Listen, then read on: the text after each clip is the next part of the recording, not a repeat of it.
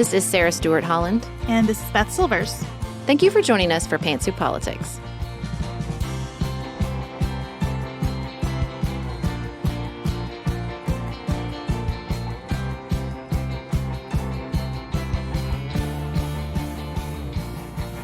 Thank you so much for joining us today for a new episode. We always really appreciate you spending some of your time with us, and we think deeply about what to share with you as you spend that time here.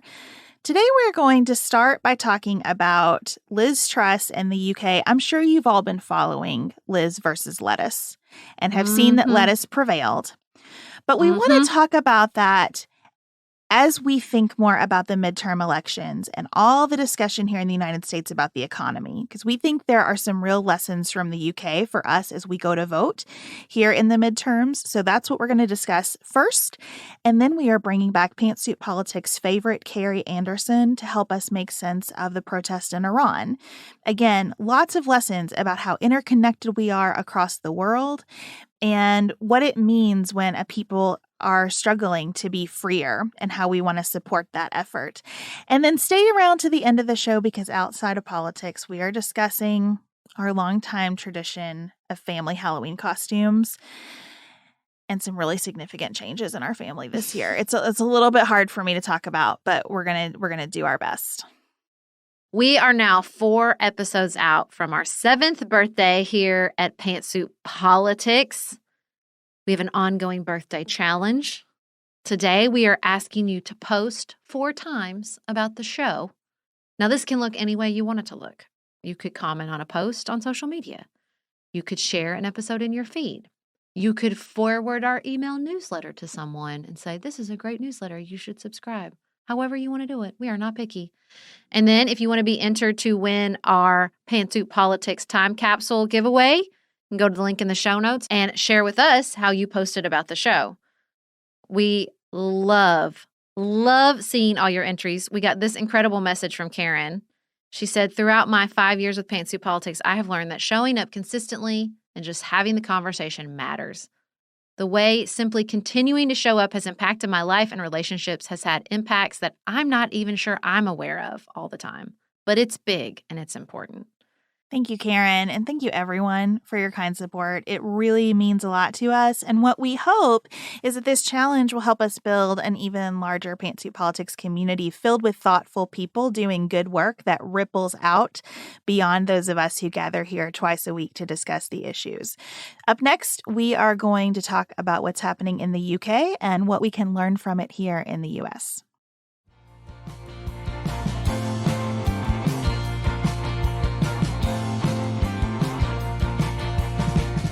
We know that many of you are thinking about midterm elections, and a big focus of the midterm elections currently is a discussion about the economy, about gas prices, particularly about inflation. And we think that we can learn a lot from what is unfolding in the UK as we think about those issues in our elections. So we're going to spend a minute talking about what has happened during Liz Truss's very short tenure as Prime Minister, and then we're going to talk about what we are learning from that that's relevant here in the U.S. Sarah, you've done an excellent job tracking this on Good Morning for our premium subscribers. Can you give everybody the short version of how it came to be that the UK is about to have its second Prime Minister in 2 months? Liz Truss became Prime Minister. She met with the Queen, and then the Queen died like the next day, which was probably a bad beginning under any measure. She's going to be the prime minister with the shortest tenure in UK history. She beat out George Canning. He only served 119 days because he died of tuberculosis. Okay, so really what took Liz out, she wasn't on a firm foundation to begin with, but what really took her out was her quote-unquote mini budget, which she put together with her finance minister, Kwasi Kwarteng. Now, what they were proposing should sound very familiar to world citizens everywhere if you look back at government policy over the last several years, which was a quote-unquote pro-growth agenda that involved a lot of tax cuts for high earners and lots of government spending. She had a big proposal to subsidize energy costs. Okay. The markets did not like this plan. I have this visual in my head of Liz and Kwasi Kwarteng dancing long after the music stopped. Like the markets were like, what are you talking about? We don't want growth right now. We have too much growth. We're all consumed with inflation. And so where you see a lot of this panic is in the bond market, which is how governments borrow money. People buy government bonds, okay? And usually they're very safe, right? So you see really low interest rates on, let's say, a 30-year government bond, except for you didn't after Liz's plan. You had way more people trying to sell the bonds than buy the bonds, and the people who were buying the bonds were demanding interest rates up like 4 or 5% from what they were before. So the Bank of England, which is the UK's version of the central bank, steps in and says, we cannot have this. We cannot have a panic in the bond market. The whole financial system could collapse. So we're going to buy billions of dollars, $20 billion exactly, worth of government bonds. Now, they are still trying to pivot to what other central banks are doing. And they're saying on November 1st, they're going to embark on quote unquote qualitative easing. All this cold language in the economy when they're trying to describe this monetary policy that kind of makes me laugh, which basically means they're going to stop pouring money into the bond markets and continue to raise interest rates as central banks all across the globe have been doing. So Liz is out.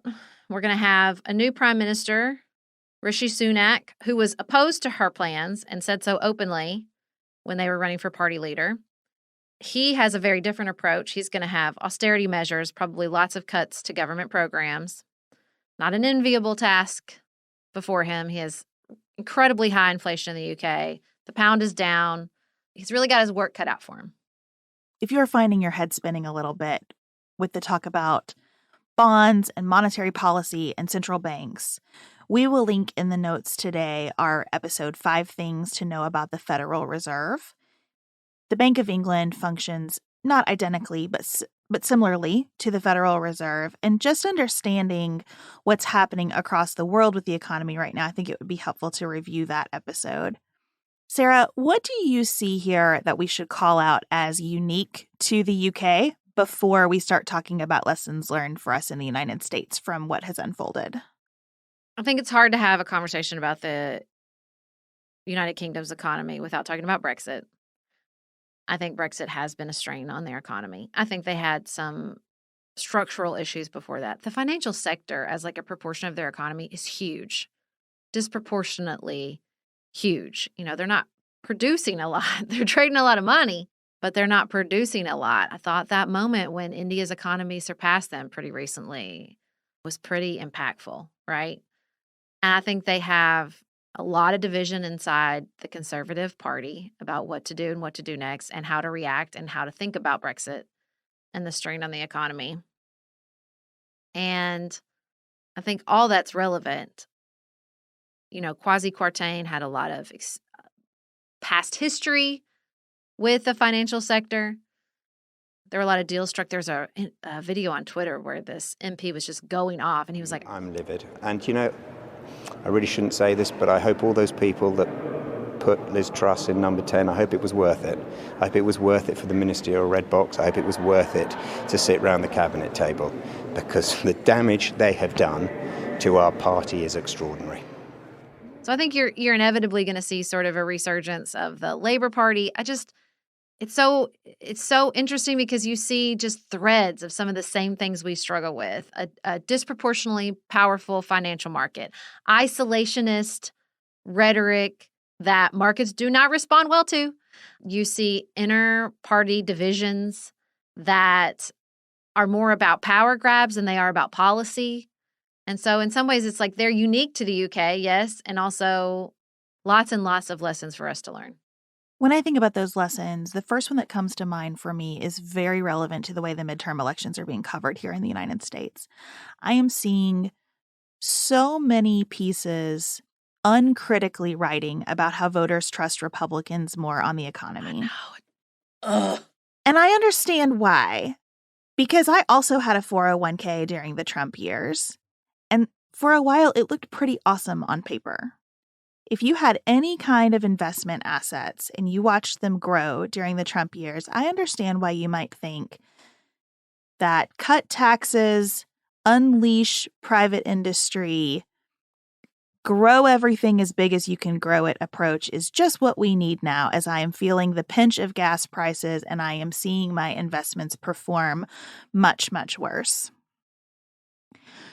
I think that the New York Times did a good job summarizing in the morning newsletter, I think it was last week, that inflation is such a challenging problem, and it is a problem that requires a completely different approach than that unleash the markets approach.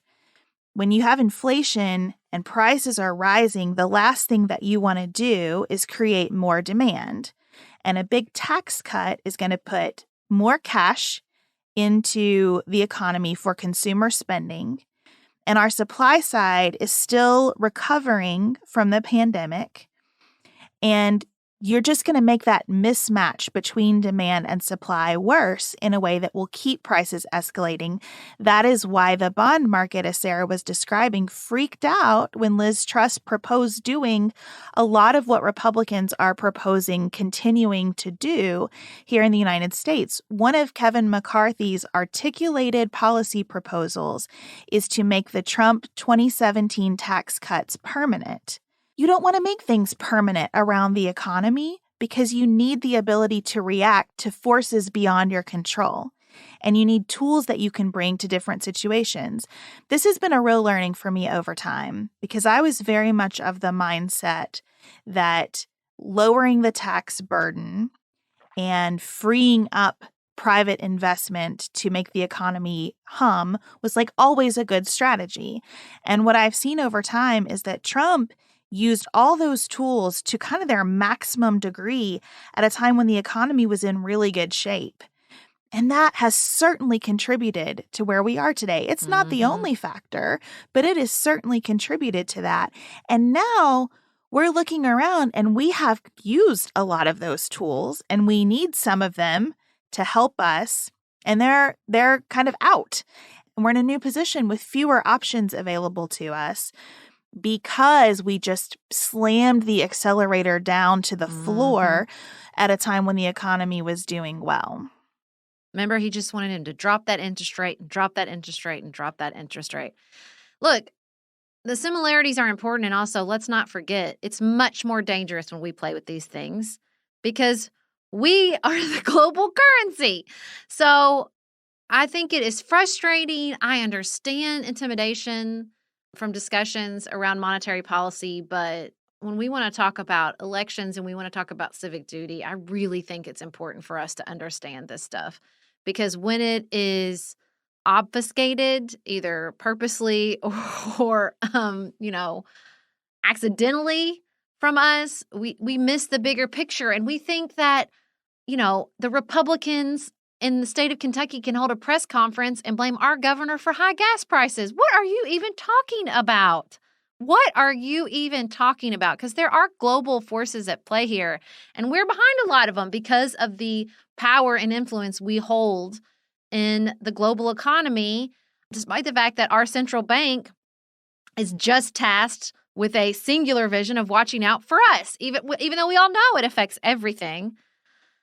And so I just think it's frustrating. It's so frustrating when I see that reporting and this sort of not just simplistic, but incredibly short-sighted understanding of the economy and the role the party in power and the president play in the economy, which is both like paradoxically around some things not very powerful and around other things incredibly powerful. If the Republicans do what they are promising to do, which is to use the debt ceiling as a negotiation tactic, they are playing with fire. They should look and shake in their boots at what happened in the UK.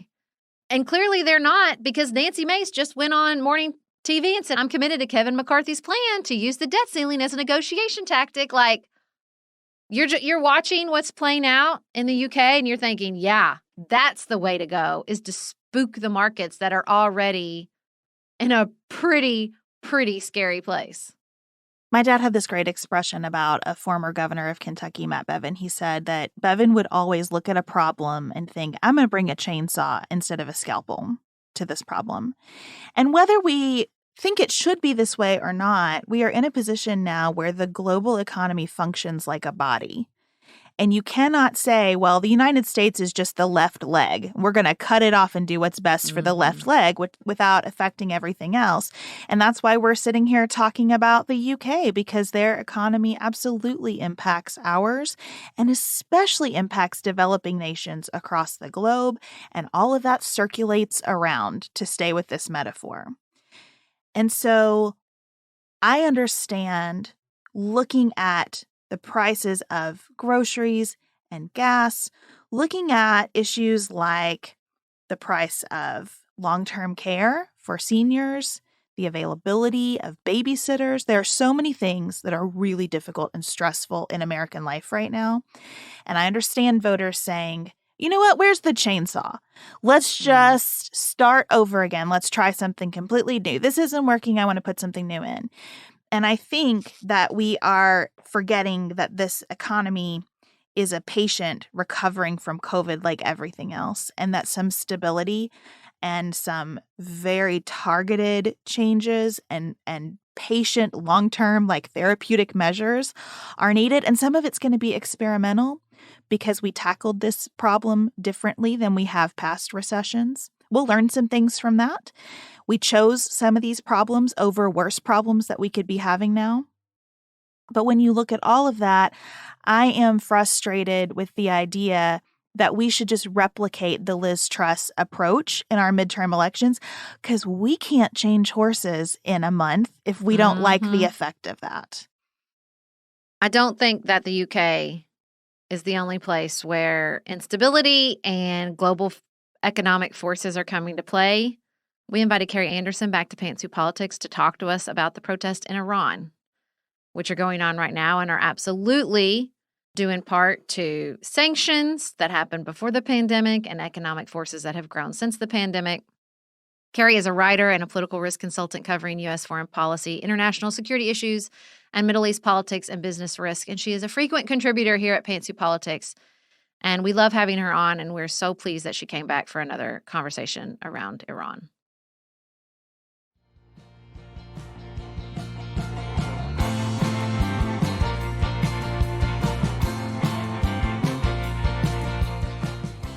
Kerry, welcome back to the show.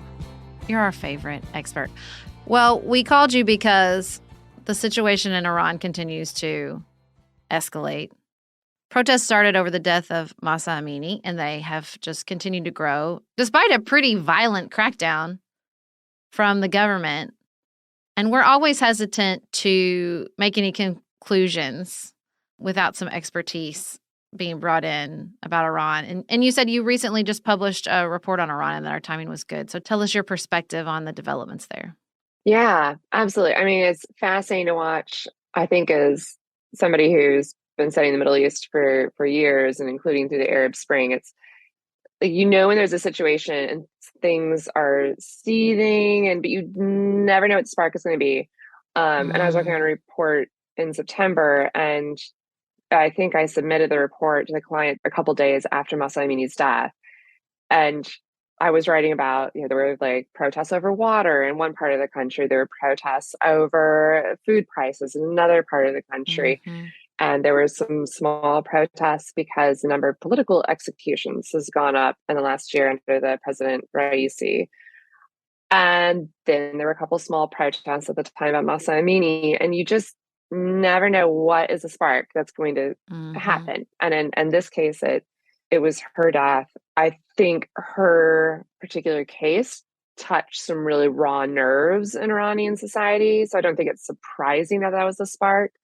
But it's definitely something I think probably all analysts have learned. Don't predict what the spark is going to be. Right. It's a historic lesson, too. I think that's why we've been so hesitant to talk about this without your expertise in the larger context, because you're never writing on a blank canvas when something resonates to this degree. For people who have not followed this closely, can you just talk through her death and how it landed on a larger framework?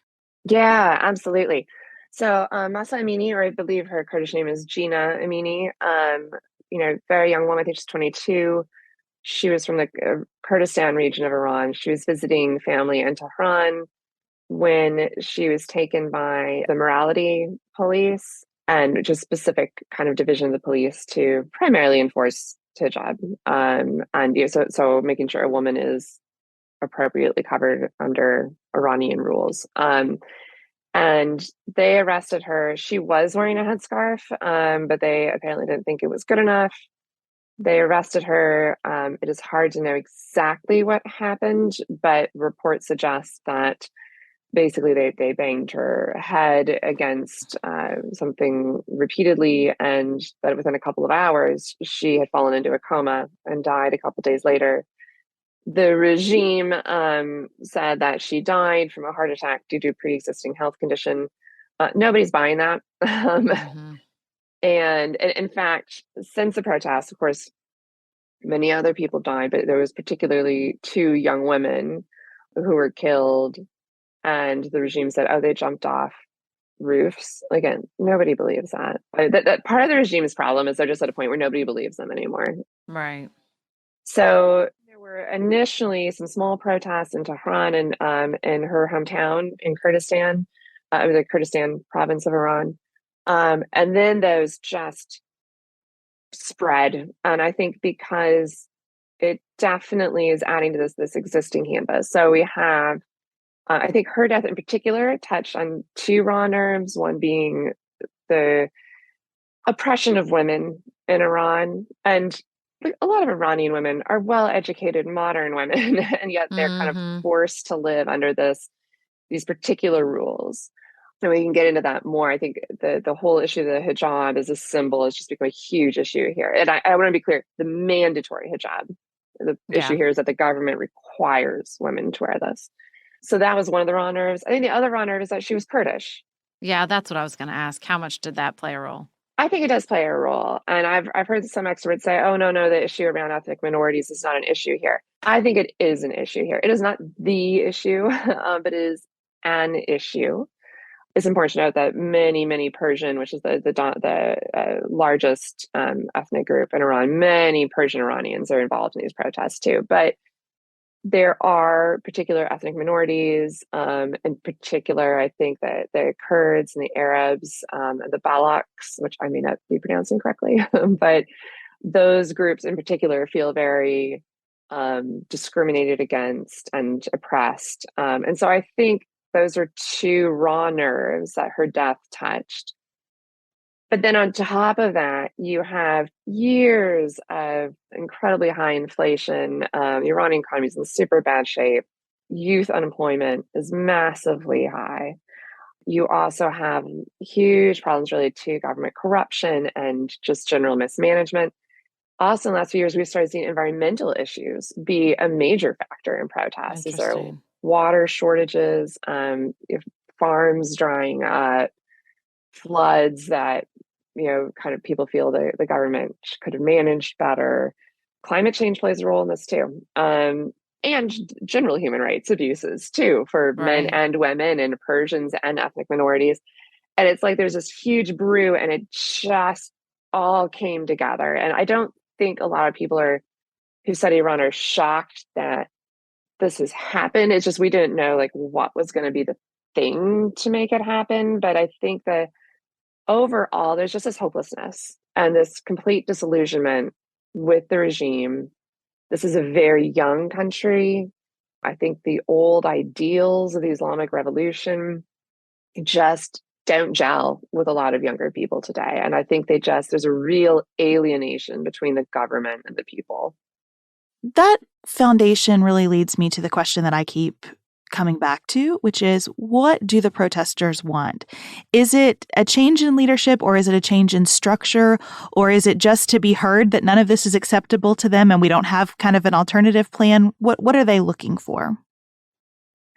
Yeah, this is a real tricky part. So I think they have been very clear that they don't just want reform anymore. I think the Iranian people are done with the idea that, well, if we just had some economic reforms, we just loosen things up a bit, or, I think these are very clearly anti-government. I mean, in terms of slogans, you're definitely hearing the death to the dictator slogan. You're also, I think, very interestingly hearing the woman, life, freedom slogan. So that's kind of a more, I guess, kind of positive in terms of, not just against something, but for something. But what does it mean to be for woman, life, freedom? this to me feels like kind of a guttural cry from Iranian society, especially young Iranians, and just being like, this is not okay. Like, we're not happy. We're not getting anywhere. But one of the big points of caution for people who might be hoping that this is going, the start of a successful revolution that's going to lead to a wonderful democracy is there's no clear leader. There's no clear agenda. And I think that is that's something we kind of saw in the Arab Spring too, is just this kind of guttural cry, and then they overthrow the regime. But then what? Then, like, who's the leader? Who's the agenda? How do we redo an entirely new structure? And we're not there yet. What lessons do you take from other countries in the Arab Spring? I know Tunisia was the closest to democratic reform, and now their prime minister has, suspended the parliament and taken control of some sort of constitutional reforms. Is there any model to look to? Is there any example? It's hard. I think we can look at the Arab Spring. I think we can even look at revolutions more generally. Some of the Iranian activists are looking at some of the color revolutions of Eastern Europe. I think we need to remember in terms of the scholarship on revolutions, most revolutions fail. So statistically speaking, we need to keep that in mind. I also would say Iran did have a successful revolution in 1979. So the Iranian people do know it is in theory possible to overthrow your leadership. They've done it before. But there's kind of several things. Like, one is like, what do we mean by revolution? Would like a military coup count as a revolution? I don't think it would for the protesters, because that's not what they want. Is a revolution the complete overthrow the existing regime? Okay, and then what? And so if we look at like the 1979 Iranian Revolution, you had people were involved in that. You had the clerics and those who wanted an Islamic regime. Ayatollah Khomeini definitely played a role in that. But you also had communists, you had Democrats, you had secularists, you had lots of different people. They overthrew the Shah. And then they had kind of their own mini war among themselves that then those who wanted the Islamic regime won. And the Arab Spring, we've kind of seen sort of a different story where people overthrew their governments. But then for example, in Egypt, you get the Muslim Brotherhood, and then the military overthrew them. In Syria, you end up with a massive, horrific civil war, which is a possibility in Iran. I mean, I think if we can talk about scenarios, that is a potential scenario. So it's hard because there are some places, like we've seen in Eastern Europe, where you can have successful revolutions that produce something better. That is not way most revolutions in history have gone. Sometimes it is, like in the United States, but that is not something that we should assume or rely on. Well, speaking of the United States, how should we think about this as Americans? I mean, I think that there is analysis. I was reading very similar analysis about Haiti. That is stay out of it. Stay out. Interfering never helps. Although I have to say, Iran is not staying out of things. They are sending drones to Russia to drop on Ukraine.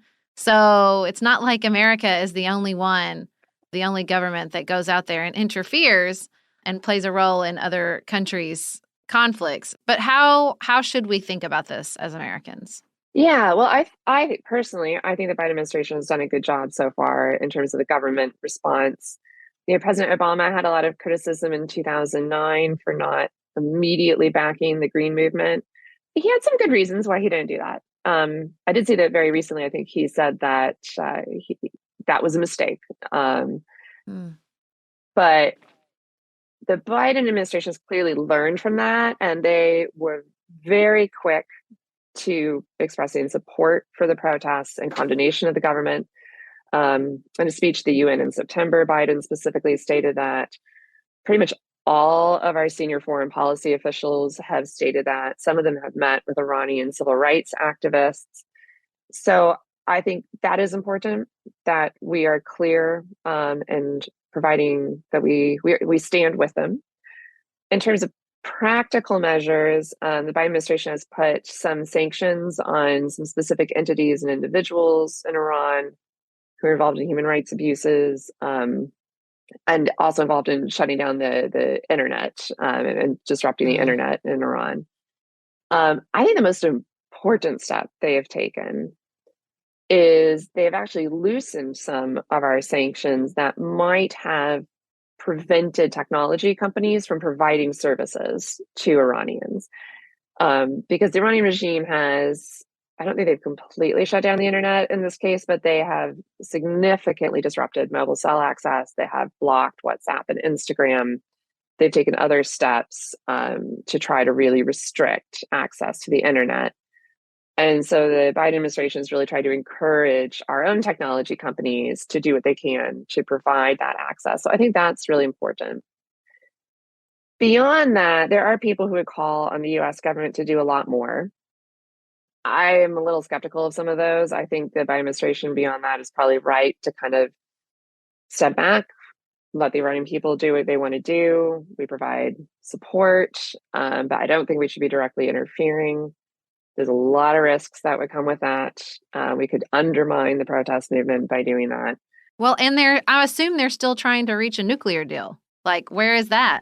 On the nuclear deal, they actually have an article coming out about that today. But they have essentially on the nuclear deal, the Biden administration, I think right now is taking a wait and see approach. So they are saying we still support this deal, but that deal was seriously stalled even before the protests happened. And I think their approach has been, this is not the right moment to be really pushing ahead with that. So there are some people who want them to just completely halt that, but most of those people were people who didn't support the JCPOA in the first place. Right. What I'm seeing from Iranian activists so far is that they want solidarity with them. They want help with internet access. And most of them seem to be saying, can we just kind of like hold off on the JCPOA right now? And I think that's what the US government right now is doing. And I think as Americans, to what extent we can, I know it seems very small, but expressing solidarity with them, remembering the names of Mahsa Amini and the other women who have died in this, expressing our admiration and support for what these incredibly brave people are doing. It feels small, but I think right now that's the right thing to do. When you make the list of reasons that Iran would get involved in Ukraine, how does that stack up with what the government is dealing with inside their own country? And where else in the world are we seeing Iran engaged? I see so much emphasis right now in the foreign policy journalism world on Africa. And I wonder if there's a tie to terrorism in Africa with Iran. Just what all goes on the whiteboard when the Biden administration is deciding how hard we push and how much we stay out of it? Yeah. I mean, the Iranian regime is quite active anywhere where, primarily they're just, if they can kind of stick it to the United States or Saudi Arabia, whoever, they try to do that. So they are, they've always been very active in supporting Hezbollah in Lebanon. They've been very, very active in supporting a number of Shia, not all, but some Shia groups in Iraq. They have provided support to the Houthis in Yemen. They are somewhat engaged in Africa.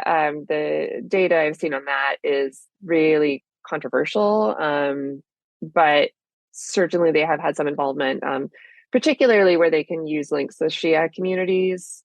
So they've been involved in Afghanistan. They kind of are involved in lots of different places. I think the situation with Ukraine is very interesting because at the start of Russia's invasion of Ukraine, this latest invasion in 2022, Iran was trying to remain pretty neutral. They had relations with Ukraine, they do relations with Russia. They were trying to remain generally neutral. You can kind of see that in some of their UN votes, for example. But that changed over the summer. Over the summer, it became very clear that the Supreme Leader and other Iranian leaders were just completely throwing their lot in with the Russians. And that certainly includes providing these drones, these armed drones to Russia, which Russia has been using in Ukraine, specifically against civilian targets. And we can remember, too, that Iran and Russia were both involved in the war in Syria and supporting the Assad regime. I would not consider them close allies. I think there's a very pragmatic relationship.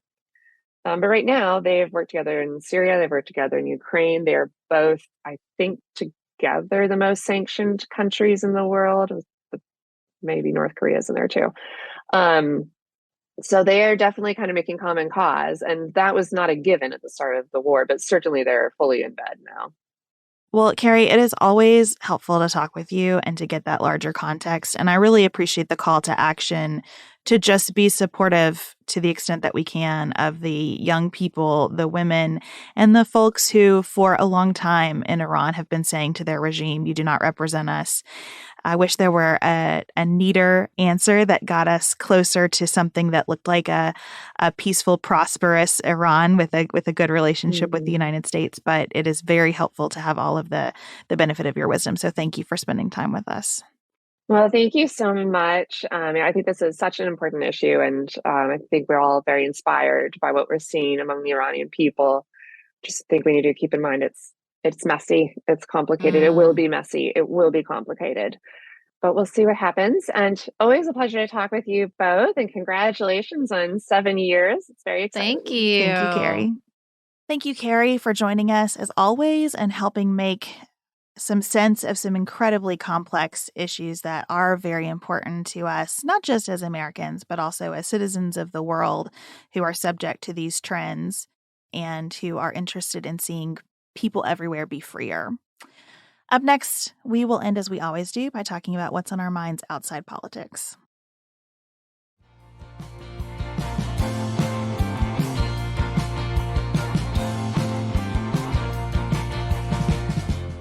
Sarah, I'm going to need a little group therapy today outside of politics because since February, my children have been preparing me for the fact that we are not going to do a family costume this year. We have done family costumes their entire lives, and here at the ripe ages of 11 and 7, they have decided they want to strike out in their own directions. I am both proud of them and very, very sad.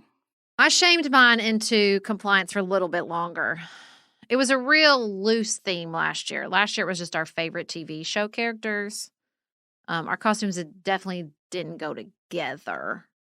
So I guess our last fully compatible theme was actually when I guess Griffin was 11 and Amos were 7. I don't like it. I don't like it because it feels unfair to Felix, because I feel like Felix got less of a run and he loves it. He just loves it. Now we are, again, this one is even looser. This one is a true stretch. Last year, I would have defended our favorite TV show characters. I thought it worked, okay? This year we're doing our favorite singers, obviously, because Felix is obsessed with Elvis. My mom told Griffin and Amos that they could be Harry Styles because Harry Styles wears whatever he wants. So if you ask them, they'll be like, I'm Harry Styles. But they're not. They're like, Griffin's some internet cartoon character. Amos is an anime character. I will say that we have had a recent development. We were talking about this. We were talking about how sad it is not to have family costumes. And by sad, I mean sad for me. And I got a begrudging agreement from Griffin and Amos that next year we could do Teenage Mutant Ninja Turtles because it is a tragedy to not do that in our family. Have you seen April recently? Have you looked at a drawing of April from Teenage Mutant Ninja Turtles recently? We look exactly alike. So I made a strong pitch of like, you guys cannot take this from me. There are 4 of you. I look just like April. And Griffin was like, fine. Okay, next year we'll do Teenage Mutant Ninja Turtles, but then that's it for real. And I was like, okay, fine. So I'm going to squeak out one more year, I think. I should have made him sign something, but that's where we're at. I love that journey for you. I loved that movie when I was in school. There was a group of boys that always wanted to play Teenage Mutant Ninja Turtles in the gym when I was in elementary school, and they always recruited me to be April, and I really dug that role. Serving pizzas to people for play is like very much the Enneagram 2's ideal recess, so I'm excited for you about that. I think we're probably done here. Jane and Ellen are very different humans and have very different ideas about who they want to be. Jane in particular is so into watching Pinterest videos about makeup is probably a weak term to describe what she likes. She likes the artistry of using one's face as a canvas. And so her interest here was really on a costume that allowed her to have fun with eyeliner. And that's fine, but that's not where Ellen's going to be for a long time. So I am just going to put on like a cozy sweater and probably a vest. You're not even going to wear a costume? I'm not going to wear a costume. I'm going to sit by the I am fire shocked. and hand out the candy and try to be as gracious and supportive about this as I can, even though I feel neither gracious nor supportive. I want to be like, why are you doing this to me? This has been so fun. It has. I mean, listen, our family costumes are baller. I will not be humble about it. We have had some very strong years. But forget them. Nicholas will keep dressing up with me, so we will keep dressing up. We will keep dressing up. And I'm sure Felix will still stay in it with us for a while, too, because he really does love it. And we're recycling our costume from last year for the Halloween party that friends of ours throw every year. And I might keep that cycle going. Like, whatever I wore on Halloween Day, I'll wear to the party next year and just keep doing it on down. I love dressing up. You're not going to stop me from dressing up, you spoiled sport children. You know, Chad would absolutely dress up with me, too. We talked about trying to do Paul and Prue from the Great British Bake Off. We decided too late for him to grow a good beard to be Paul. So we're going to keep that in our mind. I think we'll probably dress up again someday. This year, it just felt important to me to be like, Beth, just fully embrace this. Just go with it completely. Don't ease off. Just be like, okay, you have your moment. And I think that this is my secret manipulative side. I think they'll probably be sad that we aren't dressed up. They are definitely sad. They all last year when it was like not quite as tight, they were a little sad. And I definitely I'm like, it's not fair. Again, it's not fair to Felix. You got to do it for 11 years. He's only 7 years old and he loves it. Why would you take this from him? So I will shame about things that don't matter, like Halloween costumes. I'm not sorry at all. I just want them to remember this fondly and to remember us having fun together. It is so easy to be so serious as a parent, and I am working really hard in every area of my life to bring more playfulness to it, and this has just been such a delightfully playful way to be together as a family. So we'll have a good Halloween, but it is going to be really different. I don't want to overplay my hand here, but my Halloween costume this year is amazing. I can't wait for everybody to see it, but I'm going to keep it a secret here on the podcast today. Make y'all wait. I can't wait. I'm excited. Well, thank you all so much for joining us today. We would love, again, for you to post 4 times about today's episode or any episode of Pantsuit Politics that you enjoy, and you can do that in the way that meets you where you are. You can comment on our post, share an episode in your feed or story, send us a tweet, do a TikTok dance in our honor, whatever you would enjoy doing. And we will see you back here on Friday. Until then, have the best week available to you.